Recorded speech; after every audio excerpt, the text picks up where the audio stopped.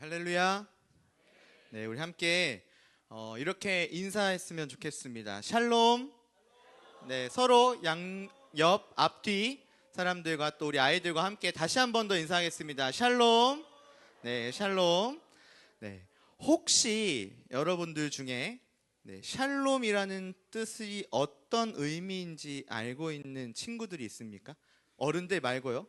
네, 하준이. 네, 평안. 네, 맞습니다. 네, 박수 한번 주시겠습니까? 네, 감사합니다. 네, 샬롬은 평화 또는 평안, 평강이라는 뜻을 가지고 있습니다. 어떤 의미냐면요, 전쟁이나 갈등, 그리고 싸움, 다툼과 같은 상황이 전혀 없는 초월한 완전한 상태를 의미하고 있습니다.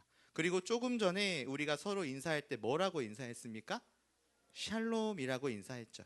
그래서 인사말로도 쓰이는 단어입니다. 한국말로 안녕하세요 또는 친구들끼리 안녕이라고 같은 인사말로 쓰이면서 당신의 삶에 하나님께서 주시는 뭐가 가득하기를? 평안이 또는 평화가, 평강이 가득하기를 기도합니다 라는 의미로 서로를 축복하는 축복의 말, 사랑의 말이라는 거죠. 이처럼 샬롬은요, 인사말로도 많이 쓰이지만 오늘 이 시간 통해서 함께 기억해야 할 것은 성경에서 샬롬이라는 단어가 단순히 인사말을 넘어서 하나님과의 관계를 나타낼 때 상당히 중요한 단어로 사용된다는 것입니다. 그렇게 우리에게 진정한 샬롬, 곧 평안을 주시는 분이 누구인지 함께 살펴보기를 소망합니다. 다시 말씀으로 돌아와서요, 마태복음의 저자는 28장에, 우리가 읽은 28장에 어떤 내용을 기록하고 있습니까? 우리가 말씀을 읽었어요. 그래서 어떤 일이 일어났어요? 누가 등장해요? 예수님이 등장합니다. 근데 예수님이 어떻게 하셨어요? 지금?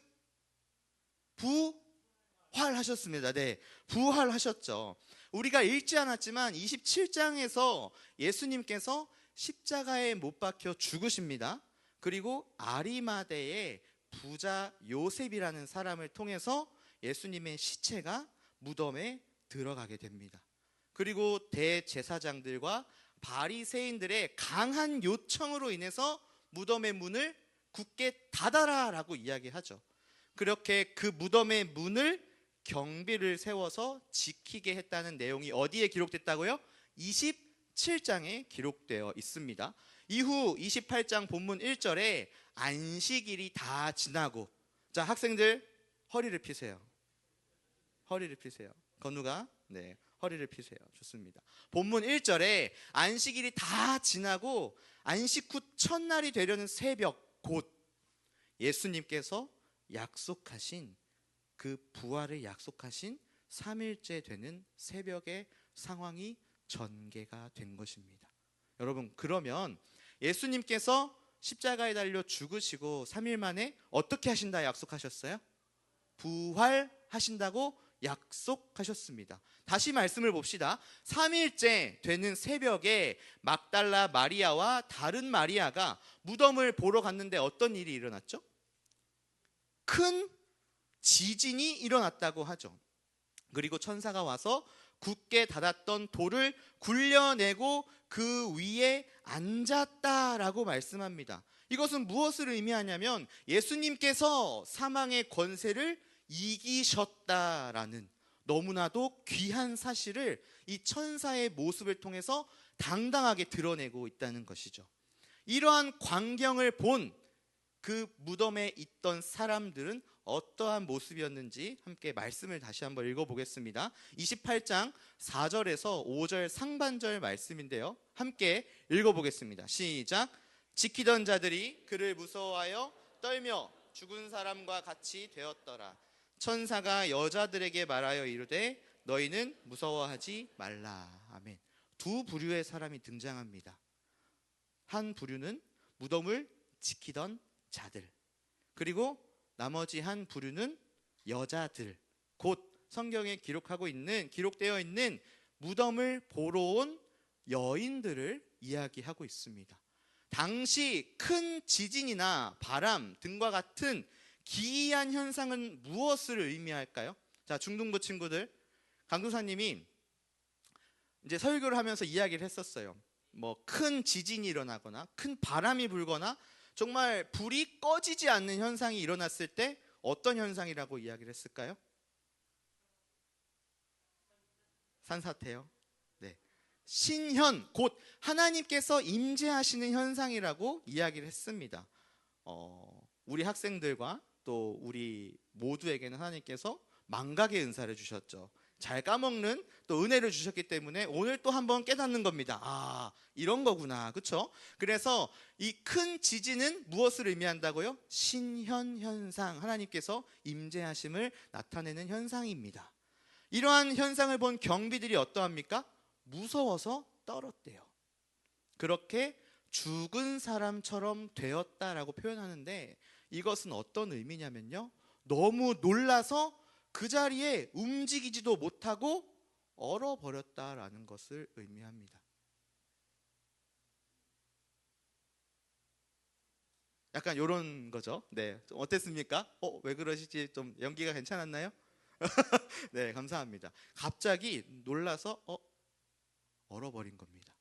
그런데 5절 상반절 말씀에 천사가 여인들을 향하여 너희는 무서워하지 말라라고 이야기하는 것을 통해서 무덤을 보러 갔던 여인들도 마찬가지로 상당히 놀랐다라는 사실을 알 수 있습니다. 그러한 여인들을 향하여서 천사가 위로하죠. 너희는 전혀 두려워할 필요가 없어.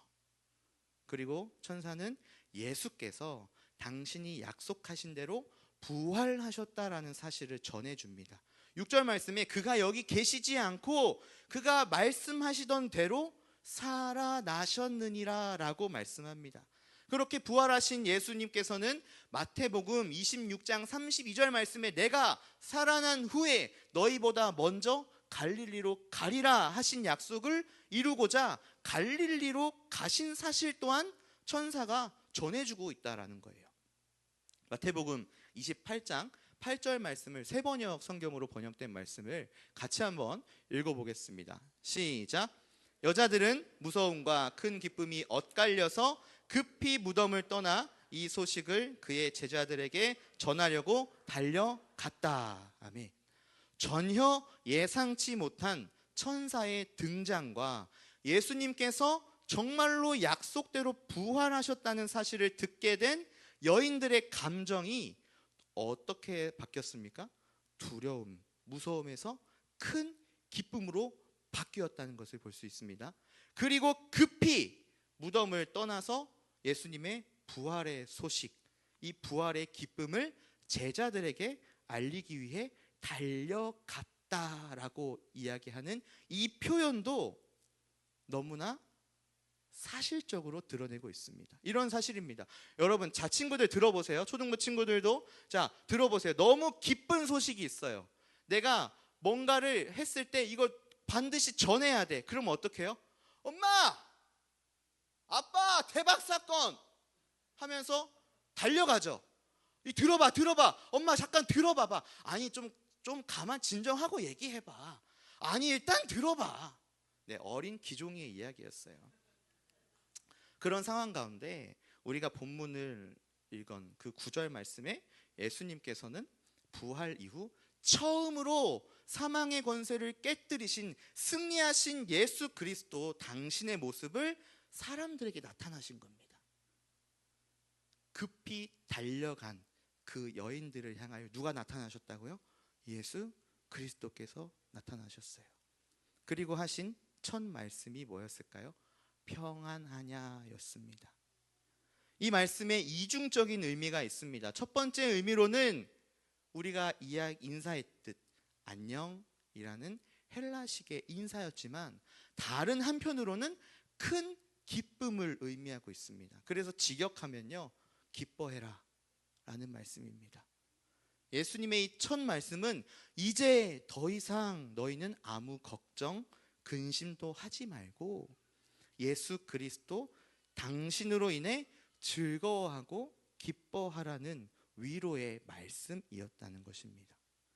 예수님의 위로와 사랑의 말씀을 듣고 여인들에게 있던 두려움은 모두 어떻게 됐습니까? 사라집니다. 오직 기쁨만이 그들에게 남게 되었죠. 그리고 그들의 반응이 어떠했습니까? 9절 하반절 말씀인데요. 같이 한번 읽겠습니다. 9절 하반절 말씀 시작. 여자들이 나아가 그 발을 붙잡고 경배하니. 경배했습니다.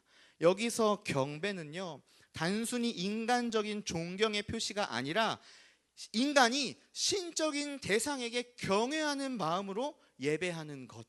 예수님께서 말씀하셨던 신령과 진정으로 예배하는 자의 모습으로 부활하신 예수님을 경배하고 있는 것입니다. 여인들로 하여금 두려움에서 기쁨과 평안을 주신 예수님은요, 그들을 향하여 당신의 제자들에게 가서 갈릴리로 가서 부활하신 예수, 나 예수를 볼 것을 전해라 라고도 그 여인들에게 명령하십니다. 사랑하는 김포제일교회 모든 세대 여러분, 오늘 말씀을 통해서 우리가 무엇을 확인할 수 있을까요?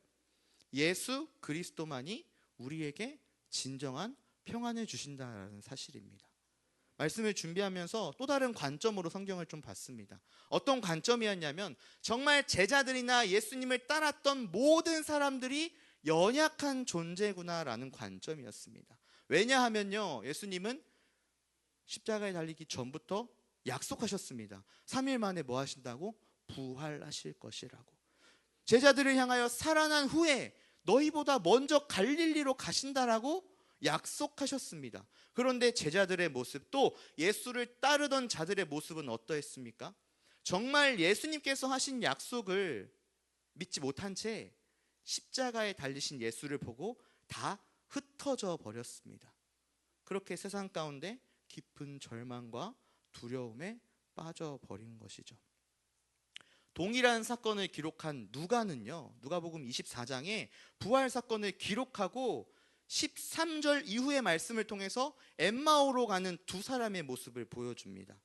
그들의 모습 역시 절망과 슬픔에 빠져서 예수께서 십자가에 달려 죽으셨다라는 소식을 듣고 예루살렘을 떠나서 엠마오라는 도시로 향해 가고 있었는데, 부활하신 예수께서 그러한 그들에게 찾아가십니다.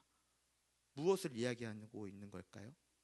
절망과 슬픔에 빠진 당신의 제자들을 향하여 예수님이 친히 찾아가시고 그들에게 기쁨과 소망, 진정한 평안을 주신다는 것이지 않습니까? 그토록 예수를 따르는 제자들이었음에도 그들은 연약한 존재였습니다. 더 나아가서 그들의 힘으로는 결코 참된 평안을 이룰 수 없는 존재였습니다. 우리도 마찬가지예요. 우리 삶에 예수 그리스도가 없이는 참된 평안과 기쁨과 그 완전함을 이룰 수 없습니다. 제 이야기를 조금 잠시 해드리려고 해요. 제가 이제 우리 교회에서 설교를 할 때 중등부 아이들이랑은 제 이야기를 좀 많이 합니다. 근데 이제 성도님들께는 제 이야기를 따로 한 적이 없죠. 저는 이제 초등학교 1학년 때 3학년으로 올라가는 그 시기에 아버지가 위암으로 소천하셨습니다. 무엇이 생겨요? 아버지의 부재가 생깁니다. 저에게는요, 늘 학교에서 또 어디에서 가족에 대한 이야기를 하면 상처받고 떳떳하지 못한 존재가 되었어요. 그러면서 또 드는 생각은 열등감을 갖고, 야, 나도 아빠가 있었더라면 늘 불평과 불만을 토하면서 한때는 침대에 그 베개가 다 젖도록 눈물을 흘리는 거예요. 왜요? 불안하니까, 평안하지 못했다라고 생각을 하니까. 그런데 이런 어린 시절의 제 모습을 누가 보십니까? 하나님이 다 보고 계신 거예요. 어느 날, 이것도 이제 몇 년 되지 않았습니다. 어느 날 하나님이 저에게 이러한 마음을 주세요. 내가 너의 진짜 아버지가 된 것을 왜 깨닫지 못하니? 라고 말씀하시는 겁니다. 그때 이제 뭔가 확 와닿았어요. 아, 그쵸 하나님, 그쵸. 그 뒤로부터 제가 이러한 이야기를 할 때 뭐 눈물을 흘리지도 않고요, 머뭇머뭇 거리지도 않고요. 그 뒤로 육신의 아버지가 계시지 않지만 그걸로 인해 열등감을 느끼지도 않습니다. 왜냐하면 하나님이 나의 진짜 아버지가 되신다는 것을 깨달았기 때문이죠. 그리고 제가 결단한 게 있습니다. 나의 그런 모든 공허함을 하나님이 채우시기 때문에 내가 받은 그 사랑을 내가 만나는 모든 사람들에게 전하고 싶습니다 라고 이야기를 했어요. 오늘 본문에 등장하는 그 여인들의 모습과도 같다는 겁니다. 예수님이 그 여인들을 찾아오셨죠. 두려움에서 기쁨으로 바꾸십니다. 참된 평안을 주십니다. 그러자 급히 달려가서 그 소식을 제자들에게 전하려고 갔다라는 것처럼 저 역시도 하나님이 그러한 삶을 변화시켰다라는 것이죠. 주어진 삶을 살아가는 우리에게 근심, 걱정은 늘 따라옵니다. 자, 친구들, 공부, 성적, 친구들과의 관계, 앞으로 진학해야 할 많은 과정들이 기다리고 있는데 막막하죠. 두려울 수 있습니다. 근데 이것만은 꼭 기억합시다. 그런 세상 가운데 깊은 절망과 두려움, 근심, 걱정에 빠져있는 우리를 향하여 누가 찾아오세요? 먼저는 하나님과 우리의 관계를 완전히 화목해 하신, 그리고 세상의 모든 권세를 이기신 예수 그리스도께서 우리를 찾아오십니다. 그리고 예수 그리스도께서 우리의 근심과 걱정을 기쁨과 감사, 진정한 평안으로 바꾸셨다라는 사실을 기억하시길 축복합니다. 우리 삶에서 성령으로 함께 하시며 근심, 걱정, 두려움을 기쁨, 감사로 바꾸시는, 세상 가운데 참된 평안을 주시는 예수 그리스도를 날마다 의지하며 세상 앞에 담대히 나아갑시다. 더 나아가서 기쁨의 소식을 전하기 위해 급히 달려갔던 여인들과 같이요, 우리가 속한 모든 곳에서 참된 평안을 주시는 평강의 하나님을 자랑하는 김포제일교회가 되기를 주님의 이름으로 축복합니다. 기도하겠습니다.